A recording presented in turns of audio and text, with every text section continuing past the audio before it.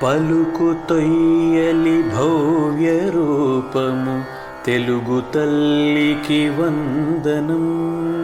మార్గదేశీ సమ్మిళత్ బహు ప్రక్రియాభకు వందనం.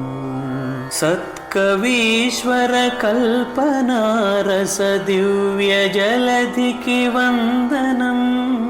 భావనా ప్రియ హృత్సరస్సు విహారి హంసికి వందనం. భావనా ప్రియ హృత్సరస్సు విహారి హంసికి వందనం.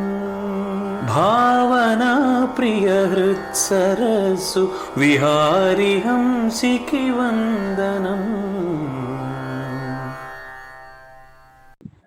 సభ్యులారా, ఇంకా మనం మన ప్రధాన కార్యక్రమం పత్రికల భాష గురించి శ్రీ ఎర్రాప్రగడ రామ్మూర్తి గారి గురించి విందాము.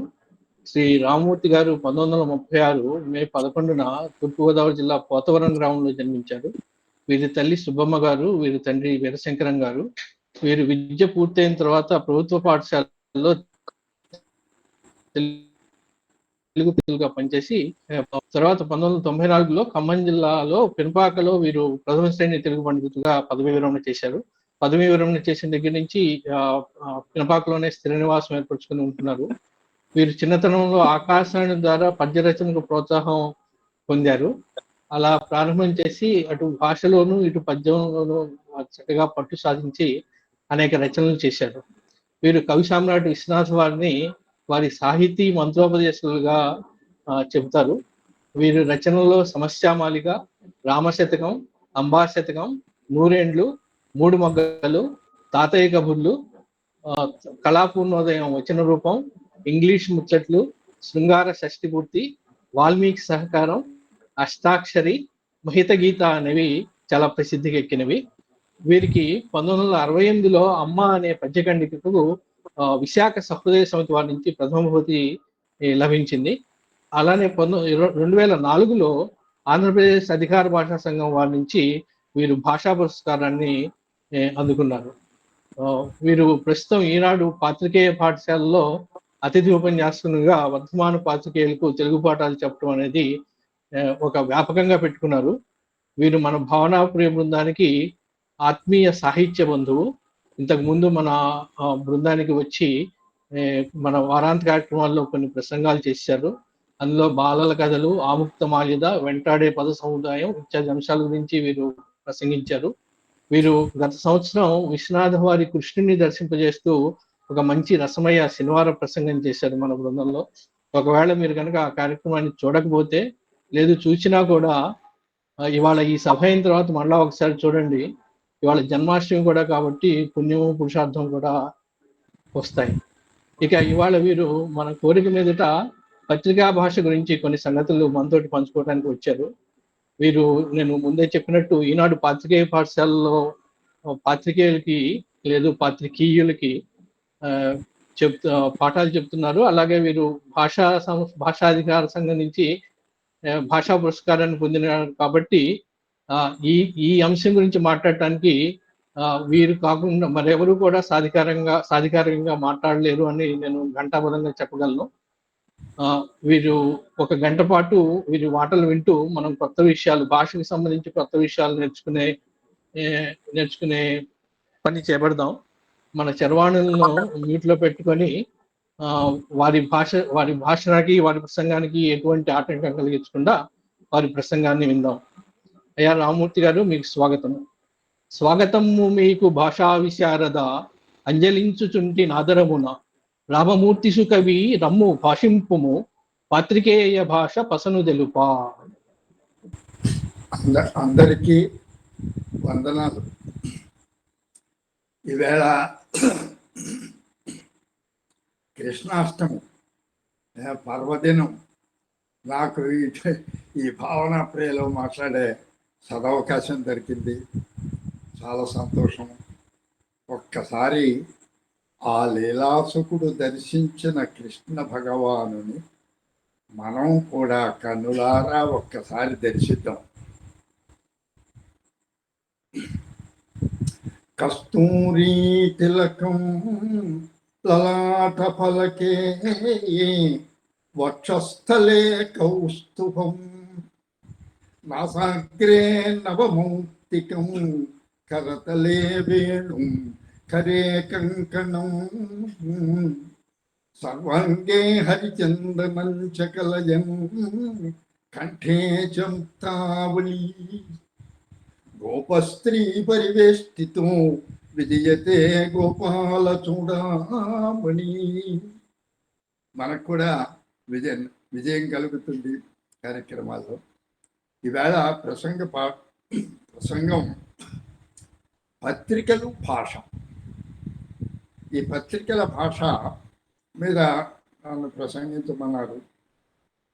నాకు ఈ పత్రికా భాషతో చాలా కాలం నుంచి పరిచయం ఉంది. నాకు ఈ పత్రికా భాష గురించి మనం ముచ్చరించుకునే ముందు కొంత భాషా పరిణామం గురించి క్లుప్తంగా చెప్పుకోవటం ఉచితంగా ఉంటుందని చెప్తున్నాను. క్లుప్తంగా చెప్పుకుందాం. మరి అసలు పత్రికా భాష, నవలా భాష, కథానికా భాష, వ్యాస భాష, ఆర్థిక శాస్త్ర భాష, న్యాయశాస్త్ర భాష, ఇలాగే ఎన్నో ఎన్నో ఎన్నో. అసలు ఈ విభాగాలు ఎందుకు వచ్చాయి? అసలు గ్రాంధిక భాష మూలం మనకు తెలియదు. నన్నయ్య దగ్గర నుంచి గ్రంథస్థమైన భాషను, గ్రంథంలో రాసిన భాషను గ్రాంధిక భాష అనేవారు. దానికి గ్రాంధిక భాష అనేక నియమ నిబంధనలతో, కట్టుబాట్లతో నడిచిన భాష. రచయితలు సైతము ఎక్కడా రాజీ పడకుండా వ్యాకరణబద్ధంగా రచనలు చేసేవారు. అయితే ఏ భాషకైనా గ్రాంధిక భాషను మనం చులకనగా చూడద్దు. ఈనాడు మనం మాట్లాడుకునే భాషకు మూలం అది. భాష ఎవరికీ ఇబ్బంది కలిగించలేదు ఆ రోజుల్లో.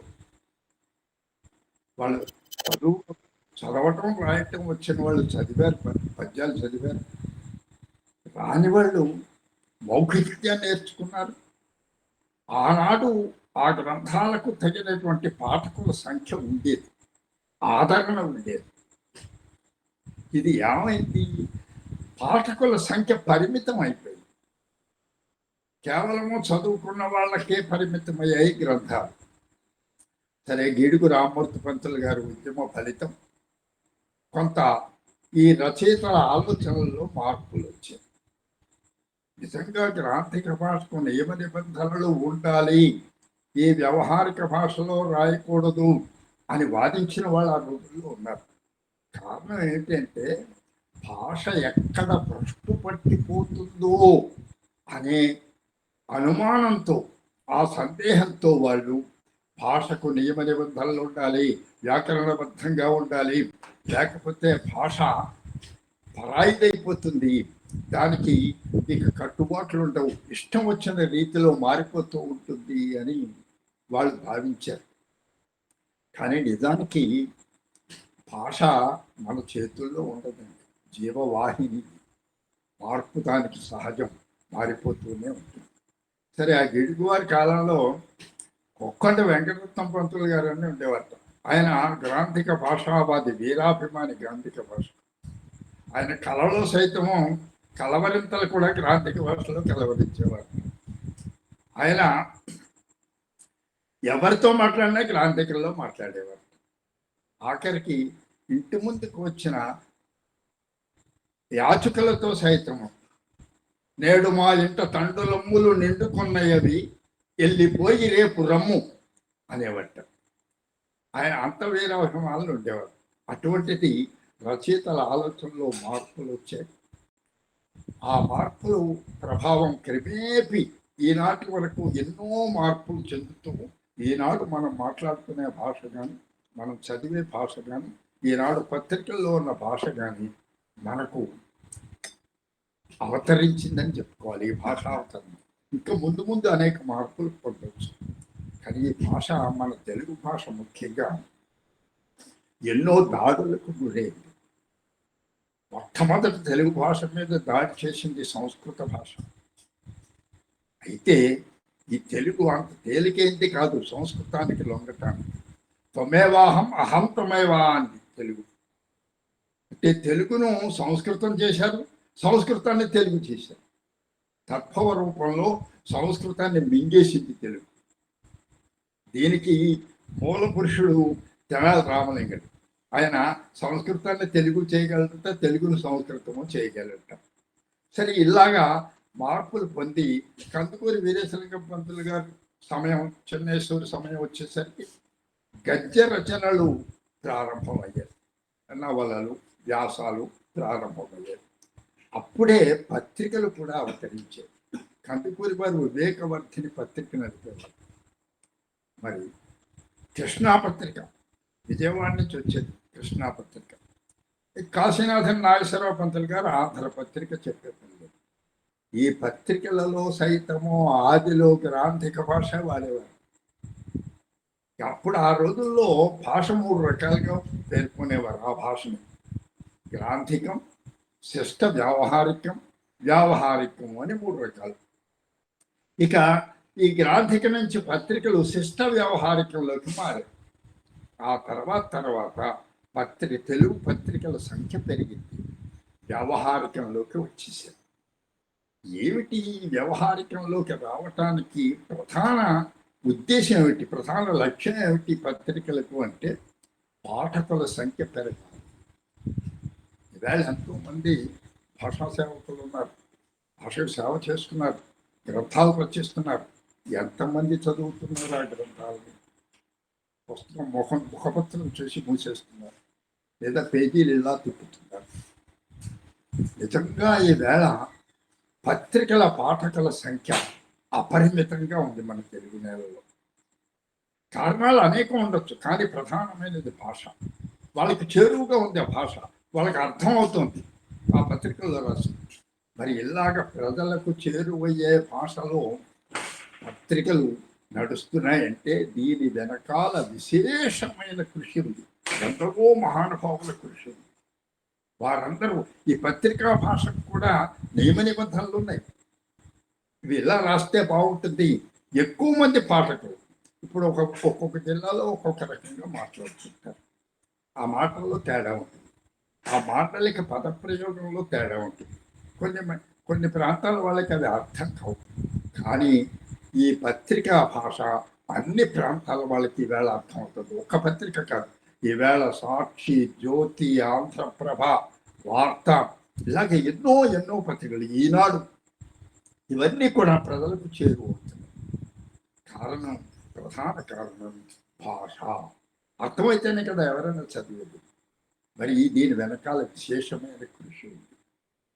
ఇక ఈ విశేషమైన కృషిలో ఏమిటి వీళ్ళ లక్ష్యం ఏంటి? పత్రికలన్నీ కూడా నిరంతర పరిశ్రమ చేస్తున్నాయి భాషకి. ఎప్పటికప్పుడు ఈవేళ ఒక భాషకు ఒక రూపం వచ్చేసాం కదా, ఈవేళతో అయిపోయిందని అనుకుంటలేదు. నిరంతరము శ్రమిస్తూనే ఉన్నాయి పత్రికలు. ఆ పత్రికల్లో రాసేటువంటి రచయితలు, ఆ పాత్రికేయులు, ఇంతమంది కృషి. ఈవేళ తెలుగు భాష ఇవాళ సజీవంగా ఉంది. ఈనాటికి తెలుగు చదివే వాళ్ళు ఉన్నారు అంటే ఆ పుణ్యం అంతా పత్రికలు. నేను చెప్తాను, అచ్చమైన భాషా సేవ పత్రికలు చేస్తున్నాయి. ఈవేళ చదివిస్తున్నాయి, అనేక మంది చదువుతున్నారు, తెలుగు మాట్లాడుతున్నారు, చదువుతున్నారంటే మాట్లాడుతున్నారు. ఇక పాఠకులకు చేరువ కావాలి, పాఠకుల సంఖ్య పెంచుకోవాలి అని నిరంతరము పత్రికలు శ్రమిస్తూనే ఉంటాయి. మీకు ఒక చిన్న ఉదాహరణ చెప్తాను. ఈ సమాజం ఉన్నది, ఇది అవిచ్ఛిన్నంగా కొనసాగాలి అంటే తాతలు ఉండాలి, తండ్రులు ఉండాలి, తనయులు ఉండాలి, మనవలు ఉండాలి. ఇవి ఎప్పటికీ ఉంటూనే ఉండాలి వీళ్ళు సమాజంలో. అలా ఉంటేనే ఈ సమాజము స్త్రీపుంసయోగోద్భవం అవుతుంది. అలా నిరంతరము మన మానవ సమాజం కొనసాగుతూ ఉంటుంది. అదేవిధంగా పత్రికలలో సైతం చూడండి, ఇలా పనిచేసే వాళ్ళు ఎలా ఉంటారు. అనుభవ తములు అంటే ఎక్కువ అనుభవం గలవాళ్ళు, అనుభవ తరులు కొంచెం తక్కువ అనుభవం గలవాళ్ళు, అనుభవజ్ఞులు అప్పుడప్పుడే అనుభవం గడిస్తున్నటువంటి వాళ్ళు, అనుభవ అర్థులు అనుభవాన్ని అర్థించేటువంటి వారు. వీళ్ళు వర్తమాన దిశలో వర్తమాన దశలో ఉన్నటువంటి వాళ్ళు. ఇంతమంది ఈ వరుస ఎప్పటికీ కొనసాగుతూనే ఉంటుంది. ఈ వర్తమాన దశలో ఉన్న వాళ్ళు దిశలోకి వెళ్తారు, దిశలో ఉన్న వాళ్ళు అనుభవజ్ఞుల్లోకి వెళ్తారు, అనుభవజ్ఞులు అనుభవ తరుల్లోకి పెడుతుంటారు, అనుభవ తరులు అనుభవ తమ్ముల్లోకి పెడుతుంటారు. ఇంతమంది ఈ భాష పట్ల జాగరూకతతో ఎక్కువ మెలకువతో పనిచేస్తున్నారు. ఎందుకని? పత్రికలు వాటి జీవన కాలం చాలా తక్కువ, ఒక్కరోజు. మళ్ళీ రేపటికి వేళ పత్రిక పాతదైపోతుంది. పత్రికలు నేను పువ్వులతో పోలుస్తాను. పువ్వు జీవనకాలం చాలా తక్కువ, కానీ అది చేసే మేలు ఇంత తక్కువ. ఆ తావి, రంగు, నిక్కు, నీటు ఉంటాయి పువ్వుకి. అవన్నీ కూడా స్వల్పకాలంలోనే అదృశ్యమైపోతాయి, వాడిపోతుంది, రాలిపోతుంది. కానీ దాని వెనుక అది పిందెను వదిలేస్తుంది. ఆ చెట్టు పిందెను వదులుతుంది, ఆ పిందె పెద్దదవుతుంది, కాయ అవుతుంది, పండు అవుతుంది. ఆ పండులో విత్తనాలు ఉంటాయి, అవి మళ్ళీ బలకిస్తూ ఉంటాయి. చూడండి, ఈ ఒక్క పువ్వు చేసినటువంటి పని వృక్ష సామ్రాజ్యాన్ని అవిచ్ఛిన్నంగా కొనసాగేటట్లు చేస్తుంది. అదేవిధంగా పత్రికలు ఒకరోజు అయినా సరే అది చేసే మేలు ఇంత అంత కాదు భాషకు. నిజమైన అచ్చమైన భాషా సేవకులు ఎవరు అన్నట్లయితే పాత్రికేయులు, పత్రికలు. భాషా యోషాప్రియుల పుత్రిక పత్రిక. వీళ్ళ కృషి నాకు బాగా పరిచయం పత్రికలతోటి. అది నిరంతరం కృషి చేస్తూనే ఉంటారు కొత్తదనం కోసం. ఆ కొత్తదనం ఉంటేనే మన్నాళ్ళు రాణిస్తుంది. పువ్వులు చూడండి, నిన్న వికసించిన మందార పువ్వే, నిన్న వికసించిన గులాబీ పువ్వే, ఈవేళ ఇంకో మొగ్గ వికసిస్తుంటే దాంట్లో కొత్తదనం ఉంటుంది. ఈ కొత్తదనం ఉంటేనే పాఠకుల దగ్గరికి వెళ్ళగలుగుతుంది, పాఠకులు దీన్ని మెచ్చుకోగలుగుతారు. ఆ నూతనత్వం కోసం, భాష ద్వారా నూతనత్వాన్ని సంతరించుకోవటం కోసం. భాష ద్వారా నూతనత్వం ఎలా వస్తుంది? అభివ్యక్తి, భావ వ్యక్తీకరణలో భేదం ఉంటే, నూతనత్వం ఉంటే, కొత్తదనం ఉంటే భావ వ్యక్తీకరణలో పాఠకులకు నచ్చుతుంది. ఎప్పటికప్పుడే మనం సైతము రోజు వరన్నం తింటాం. పూటకి ఆ వరన్నం కొత్తగా ఉంటుంది, గుర్తించండి. అలా ఉండబట్టే మనం తినగలుగుతున్నాం. అందులో కొత్తదనం లేకపోతే మనం తినలేం. అలాగే ఏ పదార్థమైనా సరే, అలాగే సూర్యోదయం, సూర్యాస్తమయం, చంద్రోదయం, ఇవన్నీ కూడా ఎప్పటికప్పుడు కొత్తగా ఉంటాయి. వీటినే నవోన్మేషశాలినులు అంటారు. అలాగే మన పత్రిక కూడా ఎప్పటికప్పుడు కొత్తదనం కావాలని పాత్రికేయులు నిరంతరం కృషి చేస్తూనే ఉంటారు. ఇంత మహాయజ్ఞం ఇదంతా కూడా అసలు ఖాళీ ఉండదు వాళ్ళకి. అయినా పొరపాట్లు దొరుకుతూ ఉంటాయి. వాటిని మనం ఎత్తి చూపి పత్రికల మీద నింద వేయకూడదు. ఎప్పటికప్పుడు ఆ లోపాలని గుర్తిస్తారు, వాళ్ళు వెంటనే సరి చేసుకుంటారు. మళ్ళీ ఆ లోపాలు రాకుండా ఆ భాష పరంగా వాళ్ళు చూసుకుంటారు. ఇంతకీ ఈ పత్రికా భాష అంటున్నాం కదా, నిజానికి ఎవరో సదుద్దేశంతోనే దీనికి పత్రికా భాష అని పేరు పెట్టారు. నిజానికి ఇది ఆధునిక సరళ వచనం. పత్రికా భాషనే ఆధునిక సరళ వచనం అనవచ్చు. మన భాష, ఇది మన భాష. చూడండి, తెలుగు మనం తెలుగు, మన మనస్సు తెలుగు, మన మనువు తెలుగు, మన తనువు తెలుగు, మన ఆత్మ మాత్రం భారతీయం, మన ఊపిరి భారతీయం. ఇది భాష చేస్తుంది. ఎందుకంటే భాష అనేది ఒక జాతికి గుర్తు, జీవం, ప్రాణం జాతి. భాష లేకపోతే జాతి లేదు. అటువంటి భాషని పత్రికా భాష, దాని ప్రత్యేక లక్షణాలు ఏంటి వీటికి క్లుప్తంగా చెప్పుకున్నాం. ఇక్కడ ఇది వాళ్ళు చేసే పరిశ్రమ, ప్రతి పత్రిక కూడా అండి భాష పరంగా ఏ పత్రిక రాజీ పడదు. ఎందుకంటే వాళ్ళు రాజీ పడినట్లయితే ఆ పత్రిక పాఠకుల సంఖ్య తగ్గిపోతుంది. అందుకనే భాష పరంగా చాలా జాగ్రత్తలు తీసుకుంటారు. నాకు ఈ ఈనాడు పత్రికతో 17 ఏళ్ల నుంచి 2008 నుంచి నాకు ఆ పరిచయం ఉంది అక్కడ. కనుక నేను అక్కడ ఎటువంటి కృషి జరుగుతుందో ఉదాహరణకి చెప్తాను. ప్రతి పత్రికలోనే ఈ కృషి జరుగుతుంది. ఆ శ్రమ పరిశ్రమ అంటాం దాన్ని. ఎంత పరిశ్రమ చేస్తున్నారో నిజానికి బయట ఎప్పుడూ కూడా మేము భాషా ప్రేమికులం, భాషా ప్రియులు అనేవాళ్ళు చేసే కృషి ఆ కృషి ముందు చాలా తక్కువ. వాళ్ళు ఏం చేస్తారో చూడండి. నేను 2008లో అడుగు పెట్టాను. ఇది సొంత డబ్బా అనుకోకండి దయచేసి. నేను మీకు ఒక ఉదాహరణ చెప్తే పత్రికల వారు భాష కోసం చేసే పరిశ్రమ ఎలాంటిదో మీకు తెలుస్తుందని చెప్తున్నాను. నాకు పరిచయం ఉంది కనుక ఈనాడు గురించి చెప్తున్నాను. ఈనాడులో పాత్రికేయ పాఠశాల, ప్రతి పత్రికకు పాఠశాల ఉంటుంది. కొత్త వారికి అక్కడ శిక్షణ ఇస్తారు. ఆ శిక్షణలో ప్రధాన భాగం భాషకు కూడా తగిన శిక్షణ ఇస్తారు. ప్రతి పత్రికకు ఒక శైలి ఉంటుందండి. పత్రికలు ఏ పత్రిక శైలి ఆ పత్రిక, దాని ముద్ర దానిది. కానీ మొత్తం పత్రికలన్నీ కలిపితే అది ఆధునిక సరళ వచనం. మీకు చిన్న ఉదాహరణతో చెప్పుకుంటాం. పదాలు, అక్షరాలు వేరు, పదం ఒకటి. పదాలు వేరు, వాక్యము, రసాత్మక వాక్యం ఒకటి.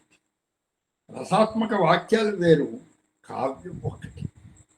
కావ్యాలు వేరు, సాహిత్యం మాత్రం ఒకటే ఒకటి.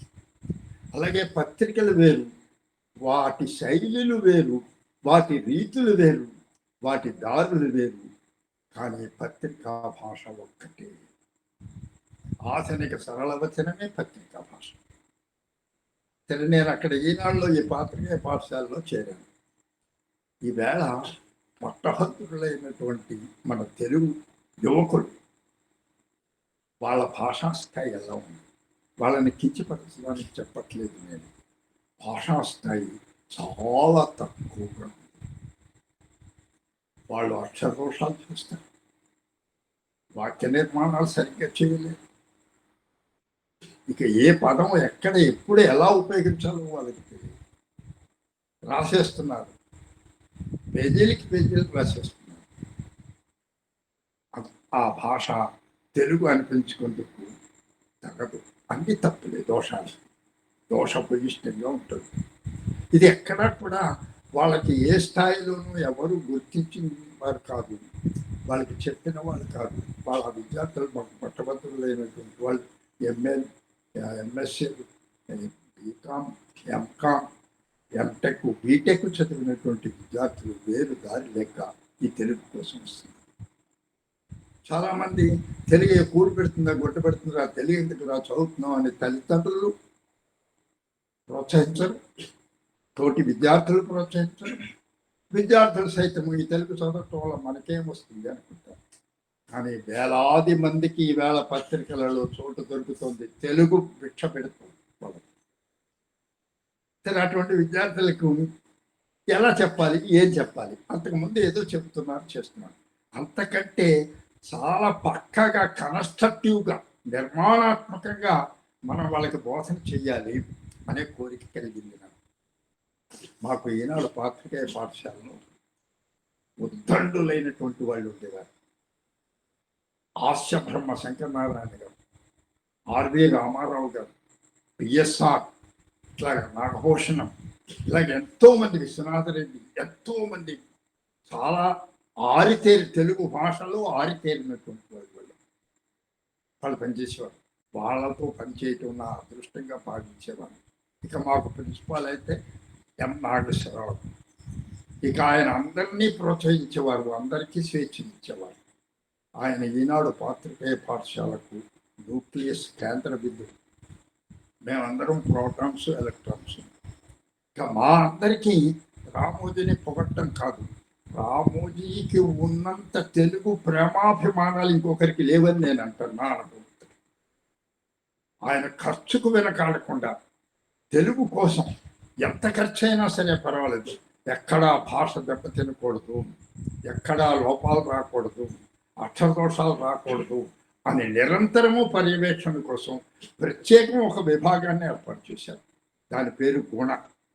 ఆ గుణం ఎప్పటికప్పుడు పత్రికలో వచ్చే లోటుపాట్లని, భాషపరంగా వచ్చే లోటుపాట్లను చూస్తుంటాం, సరిచేస్తూ ఉంటుంది. ఒక పత్రిక గుణ అనే ఒక పత్రిక కూడా అది తీసి మొత్తం అందరికీ, ఆ ఈనాడులో పనిచేసే వాళ్ళందరికీ పంపుతుంది ప్రతి నెల కూడా. ఇంత పర్యవేక్షణ ప్రతి పత్రికలోనూ కూడా ఈ పర్యవేక్షణ ఉంటుంది. దయచేసి అది నేను విస్మరిస్తున్నాను, నాకు పరిచయం ఉంది కనుక ఈనాడు గురించి చెప్తాను. సరే, నాకు ఒక కోరిక పుట్టింది, ఎలాగైనా వీళ్ళకి ఒక పాఠ్య గ్రంథం తయారు చేయాలి అని. నేను ఈ సంగతి నాగేశ్వర వారికి చెప్పాను. అలాగే చేయండి, నాకు సెలవు ఇవ్వండి, ఇంటికి వెళ్ళి రాసు ఒక ప్లాన్ చేసుకొస్తాను అన్నాను. వద్దు, మీరు ఇక్కడే ఉండండి, చేయండి అన్నారు.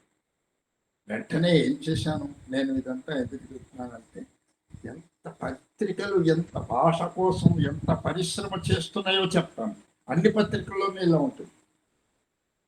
సరే, అప్పుడు నాకు ఏమనిపించిందంటే, ప్రవేశ పరీక్ష జరిగింది. 3,000 మంది, సుమారు 3,000 మంది అభ్యర్థులు పరీక్షకు హాజరయ్యారు. వాళ్ళ జవాబు పత్రాలు వచ్చాయి. నేను ఈ 3,000 మంది జవాబు పత్రాలు నేను దిద్దుతాను ఒక్కండి ఒంటి చేతితోటి, మీరు అనుమతించండి, సమయం కోసం చూడొద్దు అన్నాను. దేనికోసం? ఒక ప్రణాళిక తయారు చేయటం. వాళ్ళకి ఏం చెప్పాలి, ఎలా చెప్పాలి, తర్వాత అసలు వాళ్ళకి కావాల్సింది ఏమిటి, వాళ్ళు ఒక స్థాయి భాష నేర్చుకుందుకు వాళ్ళకి ఏది అవసరం, ఇది ముందు తెలుసుకోవాలి. ఓకే అన్నారు. 3,000 జవాబు పత్రాలు నేను ఒంటి చేతితో దిద్దటమే కాదు, ప్రతి పత్రానికి నోట్స్ రాశాను. అప్పుడు వాళ్ళకి ఏం కావాలో తెలిసి వచ్చింది. అందులో ఉన్న ప్రధాన లోపాలు అక్షరదోషాలు, వాక్య నిర్మాణ లోపాలు, పద ప్రయోగ సామర్థ్యం కుంటుపడటం, స్పష్టత లేకపోవడం. ఇవన్నీ కూడా నోట్స్ రాసి మొత్తం అంతా తయారు చేసి ఆ లోపాలు, ప్రధాన లోపాలన్నింటినీ క్రోడీకరించి అప్పుడు ఒక ప్రణాళిక తయారు చేశాం. ఇవి చెప్పాలి వాళ్ళకి, ఎలా చెప్పాలి, ఏ రూపంలో చెప్పాలి. వెంటనే ఒక పుస్తకం తయారైంది. ఈ పుస్తకం తయారీలో ఎంతోమంది సహకరించారు నాకు. అక్కడ నేను ఒక్కడిని చేసింది కాదు, అక్కడ ఉన్నటువంటి ఆ పాఠశాలలో ఉన్న సభ్యులందరూ, ముఖ్యంగా నాగేశ్వర వారు ఎంతో సహాయ సహకారాలు, ప్రోత్సాహము అందించారు. ఒక పాఠ్య పుస్తకం తయారు చేశాను. మీరు తర్వాత ఈ పాఠ్య పుస్తకమే 13 భాషలకు మూలాధారమైంది. 13 భాషల్లో ఇలాంటి పాఠ్య పుస్తకాలు తయారయ్యాయి. నమ్మరు. వాళ్ళకి ఎలా తెలుస్తుంది, నేను తెలుగులో రాశాను కదా, వాళ్ళకి ఇంగ్లీష్లో రాసి నేనే స్వయంగా ఆ పథకం, ఆ ప్లాను ఎలా ఉండాలి, పాఠం ఏ వర్డ్స్ ఉండాలి మీ భాషలో, ఎన్ని చెప్పి ఒక ప్లాన్ వాళ్ళకి అందించాను. 13 భాషల్లోనూ 13 భాషల్లో శిక్షణార్థులకు భాష చెప్పడానికి 13 పుస్తకాలు తయారు చేసుకున్నారు ఆయా భాషల్లో నిష్ణాతులైన పండితులు. ఇది ఇంత పరిశ్రమ. ఇక నిత్యం శిక్షణకు వచ్చే వాళ్ళకి సైతం కూడా వాళ్ళు కొత్తలో ఏమంటారు, ఇదేంటండి ఈ భాష, మీ భాష కొత్తగా ఉంది, మేము ఎప్పుడు వినలేదు, ఈ భాష వేరు అంటారు. 4-5 రోజులు గడిచిన తర్వాత ఇదే తెలుగండి అని వాళ్ళే అంగీకరిస్తారు విద్యార్థులు. వాళ్ళందరూ ప్రాజ్ఞులు, యువకులు. నిజంగా వాళ్ళకి ఆ ఉద్యోగం, ఈ శిక్షణ పూర్తయితే ఉద్యోగం సిద్ధంగా ఉంటుంది. అందుకని ఎంతో ఆసక్తితో, శ్రద్ధాశక్తులతో వాళ్ళు నేర్చుకుంటూ ఉంటారు ఆ భాష. ఇక ఇది పత్రికా భాషలో ఉండకూడదు. ఇక పత్రికా భాష నిరంతరము ఏం చేస్తూ ఉంటారు, ఈ భాష ప్రజలకు ఎందుకు చేరువవుతుంది, భాషలో నూతనత్వం, ఎప్పటికప్పుడు కొత్తదనం కావాలి. నిన్న రాసినట్టు ఈవేళ ఉండకూడదు, ఈవేళ ఏదో కొత్తదనం కనిపించాలి. ఇక చూడండి, వాళ్ళు చేసే పని మొట్టమొదట శీర్షికలు, వాటి మీద శ్రద్ధ చూపిస్తారు. శీర్షిక అంటే స్వాగత తోరణాలు, అవి పాఠకుల్ని స్వాగతించే తోరణాలు. ఆ శీర్షికల దగ్గర చాలా శ్రద్ధ వహిస్తారు. ఇక ఉదాహరణకి 2-3 శీర్షికల గురించి చెప్పుకున్నాం. ఈ శీర్షికల్లో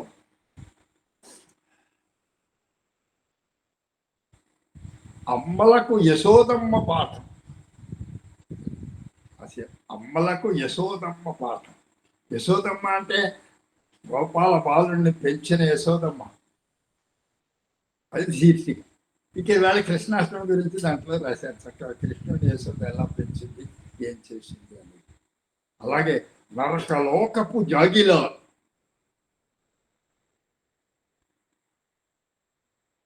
ప్రేమ కరువు బంధం బరువు, ప్రేమ కరువు బంధం బరువు శీర్షికలు లోతుగా ఆలోచింపజేస్తాయి. అక్కడ ఉన్నటువంటి విశేష విషయాల్ని స్ఫురింపజేస్తాయి. పాఠకుడు తప్పకుండా అదేంటో చదవాలనే కోరిక వారికి పుడుతుంది.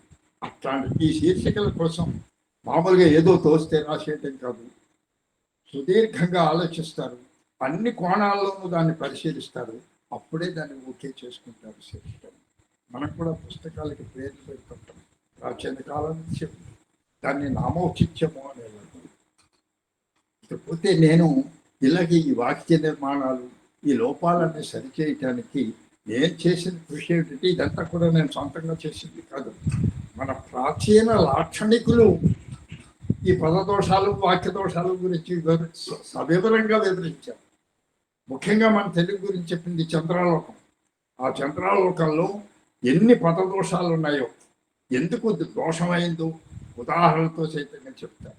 అలాగే వాక్యం ఎలా ఉండాలి, ఆ వాక్యంలో లోపం ఎలా వస్తుంది, ఈ వాక్య లోపల సుమారు 100 వాక్య లోపాల గురించి చంద్రాలోకంలో చెప్పారు. ఇవన్నీ నేను అధ్యయనం చేసి వాళ్ళకి ఆ వ్యాకరణం చెప్తే మళ్ళీ బోధపడతాని వాటిని మారు పేర్లు పెట్టి చేశాం. మొత్తం మీద మనం పత్రికా భాషను తేలిక చేయలేదు. కొంతమంది ఉన్నారు ఈ పత్రికా భాషలో తప్పులు పడుతుంటారు. నిజమే, సహజమే. ఇది ఒక మహాసముద్రం. ఎన్ని పేజీలు వస్తాయో చూడండి పత్రికలు రోజు, ఎన్ని రకాలు ఉంటాయో దాంట్లో చూడండి. అటు రాజకీయాలు ఉంటాయి, ఆర్థిక అంశాలు ఉంటాయి, ఆధ్యాత్మిక అంశాలు ఉంటాయి, వివిధ మతాల బోధనలు ఉంటాయి, పౌరాణికాలు ఉంటాయి, సాహిత్యం ఉంటుంది. ఇక నేటి యువతకు స్ఫూర్తిదాయకంగా ఉండేటువంటి అంశాలు ఎంతోమంది వాళ్ళు యువతులు సాధించిన విజయాలను, అధివాస్తవం, ఎక్కడా కూడా అతిశయోక్తులు అబద్ధాలు ఉండవు వీటిలో. అటువంటివి ఆదర్శమైనటువంటి కథనాలు వస్తుంటాయి. క్రీడా వార్తలు, స్టాక్ మార్కెట్, వ్యాపార వార్తలు, ఇలా ఎవరికి ఏది కావాలంటే అది వాళ్ళు చూసుకునేటట్లుగా ఇంత బహుముఖంగా విజ్ఞాన వినోదాలను అందించేటువంటివి పత్రికలు. దీనంటికి మూలం సూత్రం భాష. ఈ భాష కోసం వాళ్ళు శీర్షికలు ఇప్పుడు చెప్పుకున్నాం కదండి, 2-3 శీర్షికలు చెప్పుకున్నాం. అలాగే శీర్షికలు అయిన తర్వాత భావస్పష్టత, చిన్న వార్తలు రాస్తాం. అక్కడ భాషా భేషజాలకు తావులేదు. చక్కగా పాఠకుడు చదవగానే వాడికి ఆ సమాచారం అందిపోవాలి వాడికి. అలాంటి భాష వాడతారు. అటువంటి పదాలు ఎంపిక చేసుకుంటారు. అటువంటి వాక్యాలు, చిన్న వాక్యాలు, పాఠకుడికి రుచించే వాక్యాలు రాస్తారు. ఇక అలా కాకుండా ఈ దేవాలయాల గురించి రాస్తారు, ఆధ్యాత్మిక విషయాల గురించి రాస్తుంటారు. ఇక స్ఫూర్తిదాయకమైనటువంటి కథనాలు వస్తుంటాయి. వాళ్ళని ఆదర్శంగా తీసుకుని మనం సైతము ఏదో ఒకటి చేయాలనే కోరిక యువకుల్లో పుట్టడానికి వ్యాసాలు ఉంటుంటాయి. అక్కడ ఏ భాష వాడాలో అలాంటి భాష వాడతారు, ఎలాంటి పదాలు ఎంపిక చేసుకోవాలో అలాంటి పదాలు ఎంపిక చేసుకుంటారు, మధురమైన పదాలు వాడతారు. ఇక ఒక్కొక్కసారి వ్యంగ్యాస్త్రాలు సంధిస్తారు. అవి మనం మీకు 1-2 ఉదాహరణలు చెప్తా చూడండి. పత్రిక భాష యొక్క ఆ ఔన్నత్యం ఎలా ఉందో చెప్తాను. బాదం పిస్తాలు మెక్కి ఇంటి కొప్పు పైకెక్కి కోకో అని కూస్తున్నావు. ఎన్నికల సంక్రాంతి దగ్గర పడుతోంది, అప్పుడు నీ పస బయట పడుతుంది. చిన్నది పదాలు, ఆ వాక్యాలు చూడండి. కుహనా జాతరల డప్పుల చప్పుళ్లలో సున్నితంగా చెబితే వినిపించదు, కెవ్వున అరిచినా వినిపించదు. చిన్న భాష, ఎక్కడ ఏ భాష వాడాలి, నిజంగా ఇలాంటి భాష వాళ్ళు సాధన చేస్తున్నారు. నిత్య సాధన, నిరంతర సాధన. వాళ్ళు నేను ఏదో సీనియర్ని అయిపోయాను, నేను పాత్రికేయుడిని, ఏది రాస్తే చెల్లిపోతుందనే వాళ్ళు తృప్తి పడరు. ఇది రచన అనేది ఒక కళ. కళకు 100కి 100 మార్కులు వస్తేనే పాసు. ఆ 100 మార్కుల కోసం నిరంతరం ఈ పత్రికల్లో రచించే వాళ్ళందరూ, అది ఏ పత్రిక నాకు వాడు నిరంతరం శ్రమిస్తున్నారు. మనం అది కొంచెం గుర్తించాలి.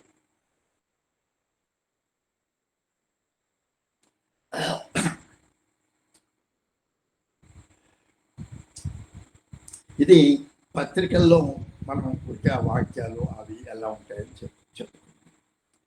ఇక ఈ పత్రికా భాషలో మనం ఆ భాష కోసం వాళ్ళు పరిశ్రమ చేస్తున్నారు అని చెప్పుకుంటాం.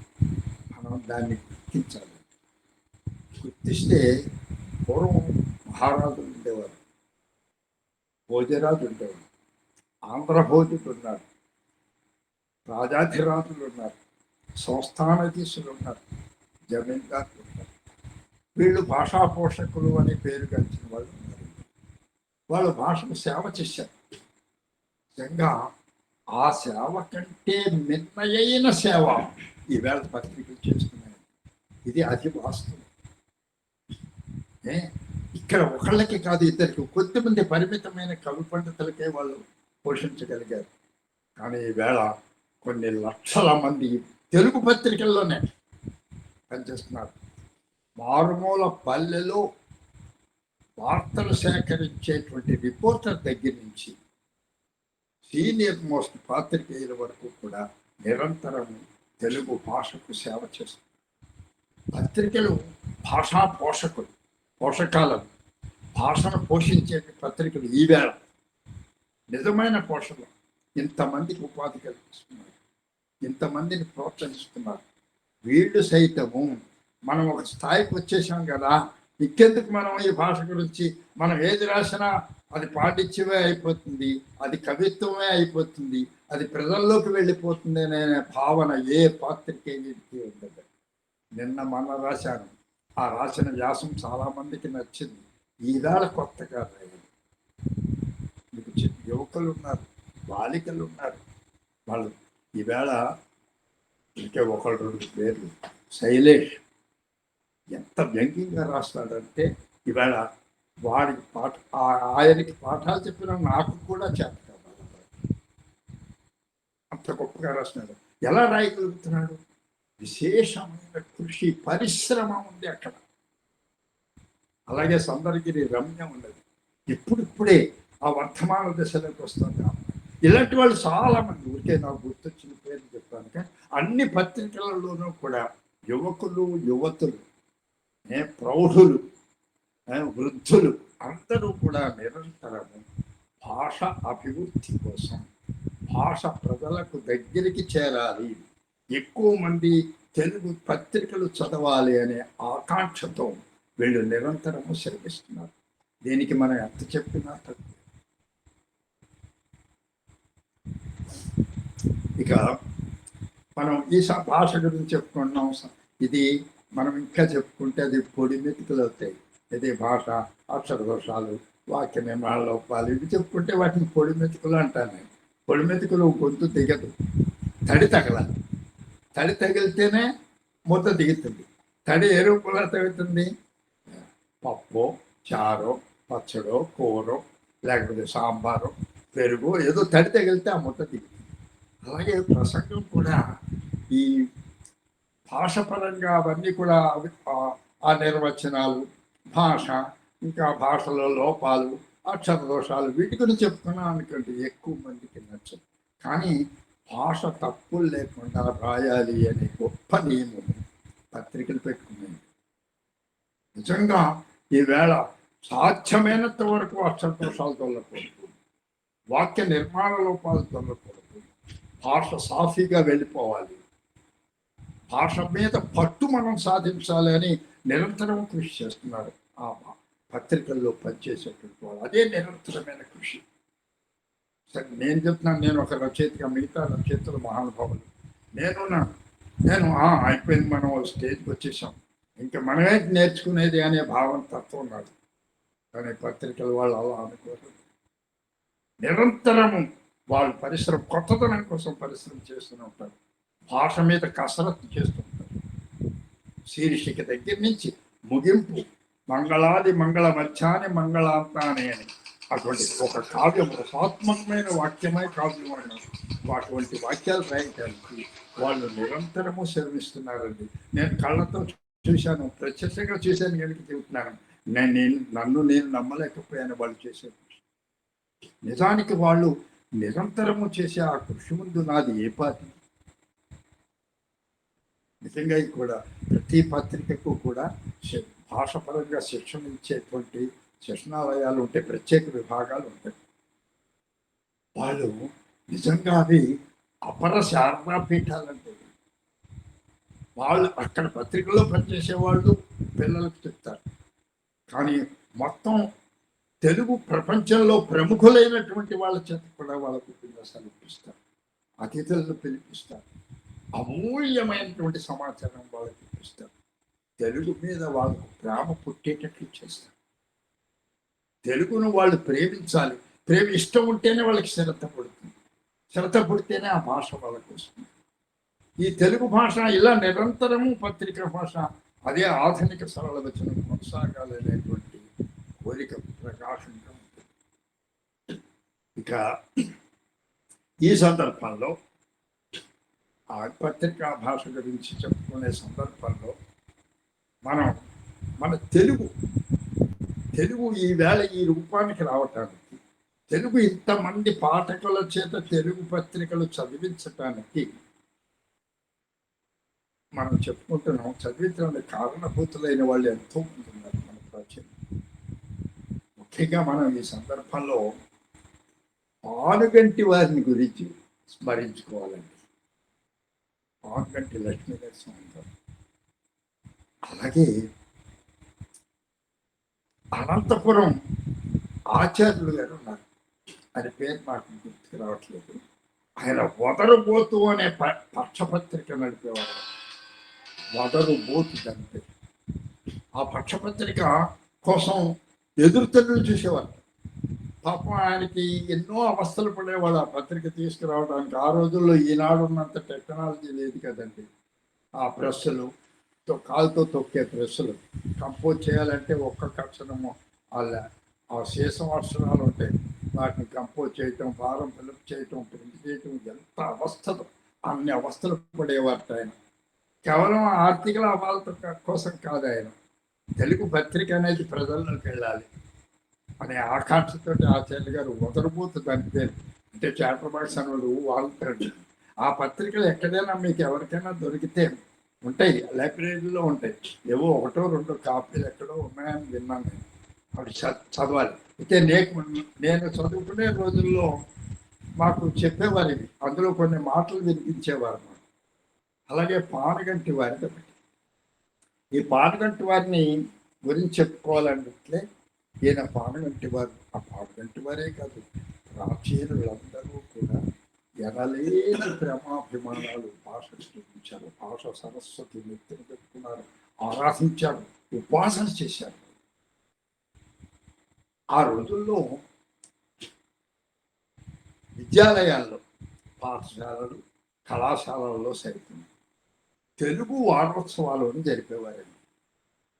నేను చదువుకునే కాలంలో కూడా, అంటే నేను కాలేజీల్లో చదువుకునే కాలంలో కూడా ఈ వారోత్సవాలు మేము కూడా జరుపుకునేవాళ్ళం. తర్వాత తెలుగు వారోత్సవాలు అండి వాటి పేరు. నీళ్లు తోడేశారు, వాటి మానేశారు. వారం రోజులు ఉత్సవాలు జరుపుకునేవారండి విద్యార్థులు. అంతా తెలుగుమయ. ఎన్నో పోటీలు నిర్వహించేవారు. వక్తృత్వ పోటీలు, వ్యాస రచన పోటీలు, కథానిక రచన పోటీలు, పాటల పోటీలు, చిన్ని నాటికలు, విచిత్ర వేషధారణలు, నాటకాలు, పద్య నాటకాలు, ఇలాగ బహుముఖంగా ఎన్నో పోటీలు పెట్టేవారు. ఉదయం అంతా కూడా పిల్లలదండి. ఇంకా మధ్యాహ్నం అప్పుడు ఒకే ఒక్క ప్రముఖ వ్యక్తిని పిలిచేవాళ్ళం. సభ ఏర్పాటు చేసేవాళ్ళం. చక్కగా ఆయన 4 మంచి మాటలు చెప్పేవారు. ఆయనకు సన్మానం చేసి పంపించేవాళ్ళం. ఆయన ముఖ్యంగా తెలుగు వారోత్సవాలు తెలుగు భాష గురించే చెప్పించేవాళ్ళు, తెలుగు సాహిత్యం గురించి చెప్పించేవాళ్ళు, ఆ తెలుగు రచయితలు కవులు వాళ్ళ గురించి చెప్పేవాళ్ళు. అలా రోజుకు ఒక్కరిని పిలిచి, ఒక ప్రముఖ వ్యక్తిని పిలిచి మేము మధ్యాహ్నం ఉపన్యాసం చెప్పించుకునేవాళ్ళం. చెప్పించుకుని 4 మంచి మాటలు వినాలి. ఆనాడు ఎంతో భక్తి శ్రద్ధలతో వినేవాళ్ళం మేము ఆ ఉపన్యాసం. మా వెనుక ఉండి ఆ కళాశాల లెక్చరర్స్, ఉపన్యాసకులు మమ్మల్ని ప్రోత్సహించేవారు అడుగడుగును. ఆ 4 రోజులు పండుగే, అంతా తెలుగే తెలుగే తెలుగే తెలుగు. ఇది ఈ ఈ పానగంటి వారు సాక్షి వ్యాసాలు రాశారు. అందులో ఇది ప్రస్తావిస్తారు ఈ వారోత్సవాల గురించి. ఆయన ఒక ఉన్నత పాఠశాల విద్యార్థులు ఈ వారోత్సవాలు జరుపుకుంటున్నారు. ఒక రోజుని వారు ఉపన్యాసకులను పిలవటానికి స్థానికంగా ఉన్న ఒక న్యాయవాదిని పిలుస్తారు. ఆయన మంచి పేరు ప్రఖ్యాతులు ఉన్నటువంటి న్యాయవాది. ఆయన పిలిచారు, సభ ఏర్పాట్లు చేశారు. ఉన్నంతలో ఇది అట్టహాసం, పెద్ద డబ్బులు ఖర్చు పెట్టారు. డబ్బులు కూడా అవసరం లేదు కదా, ఈ వారోత్సవాలు జరుపుకున్నాను. చాలా సంతోషంగా జరుపుకోవాలి. 4 సహాయం చేసేవారు, తల్లిదండ్రులే కాదు, అందులో ఆసక్తి, విద్యాలయాలంటే గౌరవం ఉన్నటువంటి వ్యక్తులు కూడా సహాయం చేసేవారు. సరే, వాళ్ళు సభ ఏర్పాటు చేశారు, ఆయన కూర్చోబెట్టారు. ఇక మామూలుగా ఆయన ఆహ్వానించడం ఇవన్నీ పూర్తయి, ప్రార్థన ఇవన్నీ పూర్తయిన తర్వాత ఆయన మాట్లాడుతున్నారు. ఆయన లేచి నిలబడి, అది తెలుగు వారోత్సవాలకు పిలిచారు ఆయన. I cannot speak in Telugu, will you permit me to speak in Telugu in English అన్నట్టు. పిల్లలు బిక్క చచ్చిపోయారు. ఈ తెలుగు వారోత్సవాలు ఏంటి, ఈయన తెలుగు మాట్లాడలేను, నాకు తెలుగు రాదంటాడు, ఇంగ్లీష్లో మాట్లాడతానంటాడు. ఏం చేస్తారు పాపం పిల్లలు. వాళ్ళు ఉన్నత పాఠశాల విద్యార్థులు అంటే 15 ఏళ్ల లోపు వాళ్ళు. అందరూ ఇంక తప్పదు, భరించాలి కదా. ఆయన 1 గంట ఇంగ్లీష్లో వాయించాడు. ఏం చెప్తున్నాడో వీళ్ళకి అర్థం కాదు, ఏం చెప్తున్నాడో ఆయనకి అసలే అర్థం కాదు. మొత్తం గంట వాదించేసి కూర్చున్నాడు. సరిగ్గా అదే సమయానికి ఈ సాక్షి వ్యాసాల్లో ఒక హీరో ఉన్నాడు, ఆ కల్పిత హీరో వాడు, ఒక పాత్ర, అది జంఘాల శాస్త్రి. ఆ సమావేశానికి జంఘాల శాస్త్రి వచ్చాడు. ఆయన చూశారు పిల్లలు. అయ్యా మీరు ఎక్కడున్నారు, ఒక్కసారి మీరు 4 మాటలు చెప్పండి, మా నీరసం అంతా పోతుంది, మా నిరుత్సాహం అంతా పోతుంది అని ప్రాధేయపడ్డారు. ప్రాధేయపడగానే ఈ లేచి స్టేజ్ ఎక్కాడండి. ఎక్కి ఇంకా హరహర మహాదేవ శంభో శంకర, ఈ వేళ నా చెవులు ఎంత పాపం చేసుకున్నాయి, ఇటువంటి అతి కఠినమైన మాట వినవలసి వచ్చినదే. ఈయన తెలుగువాడు, తెలుగు నేల మీద పుట్టాడు, తెలుగు పాలు తాగాడు, తెలుగు గాలి పీల్చాడు, తెలుగు నీరు తాగాడు, తెలుగు అన్నం తింటున్నాడు, ఈయనకి తెలుగు రాదట. నేను విన్నది నిజమేనా అంటూ మొత్తం కడిగి పడేసాడండి. ఈ సాక్షి వ్యాసాలు మీకు దొరికితే చదవండి. చాలా ఎంత గ్రాంధికం, కానీ గ్రాంధికం అడ్డు రాదండి భావానికి, అవుతేజం. అదే సభలో ఆ జంఘాల శాస్త్రి తెలుగు గురించి 4 మాటలు చెప్తాడు. అవి మనం విందాం ఇప్పుడు. ఆ తెలుగు లక్షణాలు, తెలుగు ఔన్నత్యం, తెలుగు భాష యొక్క తేజస్సు ఏమిటో చెప్తున్నాడు. ఇది మన భాషే, మహానంద కందళ సందోహ సంధాన తుందిలమగు తెలుగు భాషే, ఇది మన మాతృభాషే. కమ్రతకు కమ్రత, కఠినతకు కఠినత, వదలునకు వదలు, జిగికి జిగి, బిగికి బిగి, మంద్రతకు మంద్రత, ధాటికి ధాటియు, అన్ని వన్నెలు, అన్ని చిన్నలు, అన్ని హొయలు, అన్ని వయారములు, అన్ని వగలు, అన్ని ఒత్తికలు, అన్ని తలుకులు, అన్ని వెలుకులు, అన్ని పొగరులు, అన్ని తొగరులు, ఇవన్నీ కలిగిన మాతృభాషే. ఇది మన భాషే. వ్యాసమునకు, ఉపన్యాసమునకు, కవిత్వమునకు, గానమునకు సంపూర్ణార్హత గల భాషయే మన మాతృభాషయే. అది రాదంటున్నాడు ఈయన. తెలుగు పుట్టువు పుట్టి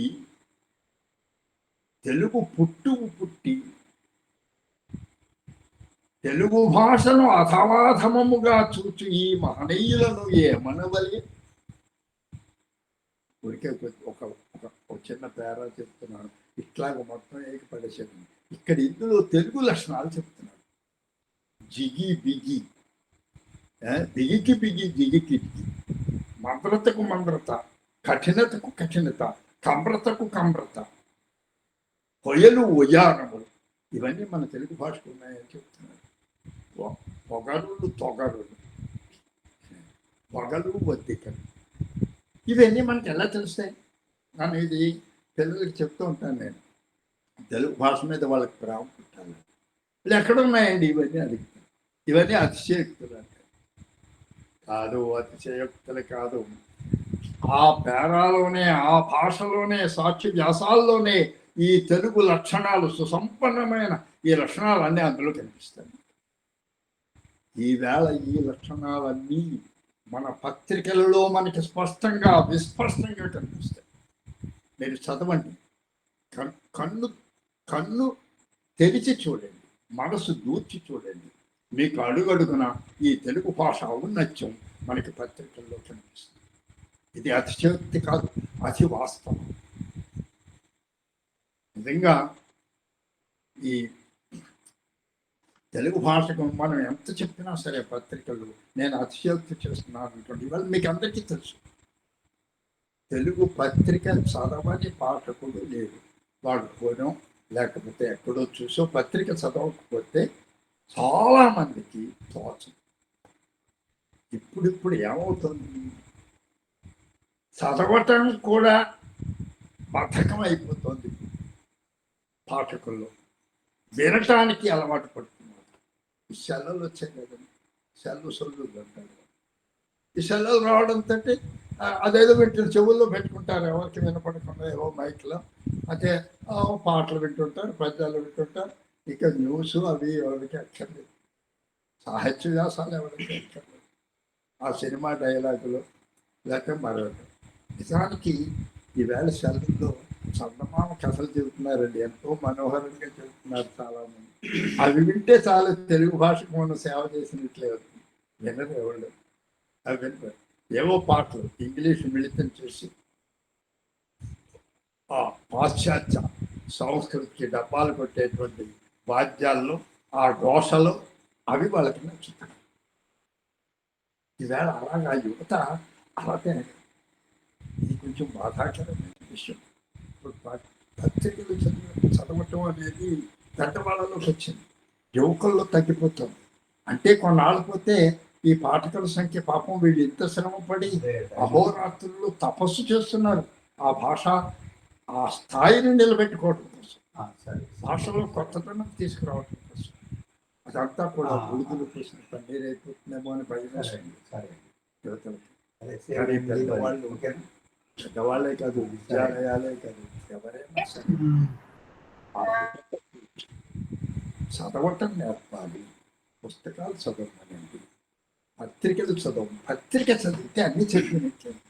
పుస్తక సమీక్షలు వస్తాయి, అందులో సాహిత్యపరమైన వ్యాసాలు వస్తాయి. వాళ్ళు ప్రతిభ అని ఒక ప్రత్యేకమైన, అంటే యువకులు పోటీ పరీక్షలకు తయారవటానికి ఎటువంటి విజ్ఞానాన్ని సంపాదించాలో అవన్నీ కూడా వాళ్ళకి అమర్చి పెడుతున్నారు అక్కడ. మరి సాధికారికంగా అందులో ఎక్కడ తేడా లేకుండా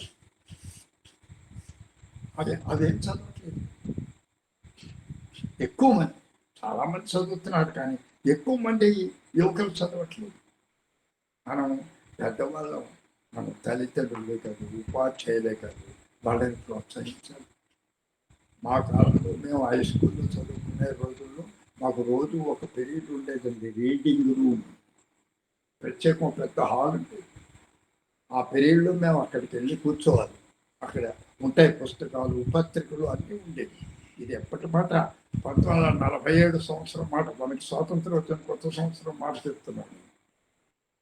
ఆ పత్రికలో పుస్తకాలు ఆ గంట చదువుకోవాలి, నోట్స్ రాయాలి. ఏం చదివామో రాయాలి.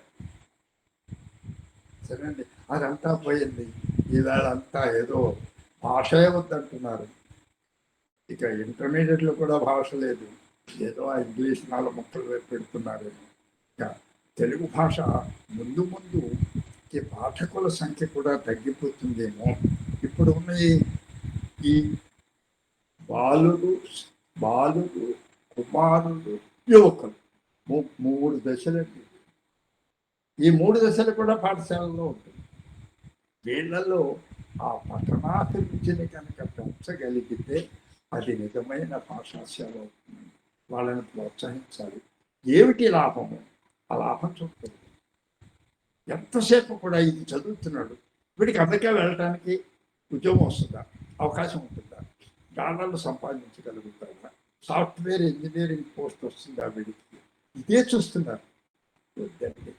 నిజంగా పఠన వల్ల మనస్సు వికసిస్తుంది. ఆ మనోవికాసం వాడిని ఏ సబ్జెక్ట్ అయినా సరే అవలీలగా ఆపోసన పట్టించేస్తుంది.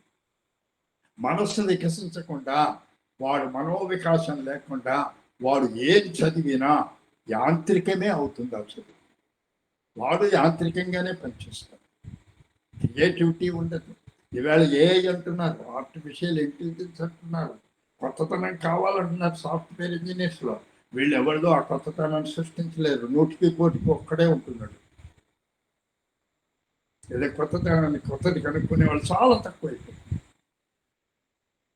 ఎప్పుడు ఎవరు కనుక్కోగలుగుతారు? అది వాడు మనస్సు ఫ్రీగా చక్కగా వికసించిన ఒక పద్మంలాగా ఉన్నప్పుడే వారి ఆలోచనలు బహుముఖంగా ప్రసరిస్తాయి, పనిచేస్తాయి. నిజానికి ఈవేళ ఈ పత్రికల గురించి ఒక్కసారి వాళ్ళు చెప్పుకుందాం మనం. ఈ పాత్రికేయులు అనేది, అందులో పనిచేసే వాళ్ళు అనేది కొన్ని వేల మంది. వీళ్ళందరూ నిరంతరము పత్రికా భాషా సత్రయాగం చేస్తున్నారు. నిజంగా యాగం చేయడంతో సమానం వాళ్ళు చేసిన పరిస్థితి. నేను ప్రత్యక్షంగా చూశాను కనుక వాళ్ళ శ్రమ చూశాను. ఏంటనేది ఎక్కడా రాజీ పడలేదు. మనం సైతము ఆ యాగశాలలో అడుగు పెడదాం, ఆ హోమ ధూపము ఆఘ్రాణిద్దాం, ఆ వేదనాదాలు విందాం, కన్నులారా ఆ వైభవాన్ని చూద్దాం. అంటే ఏం చేయాలి? పత్రికలను మనం కూడా ప్రోత్సహించాలి. మన పరిస్థితులు మనం ఒక్కళ్ళని ప్రోత్సహించకపోతే ఏమవుతుంది, ప్రోత్సహిస్తే ఏమవుతుంది అని అనుకుంటాం.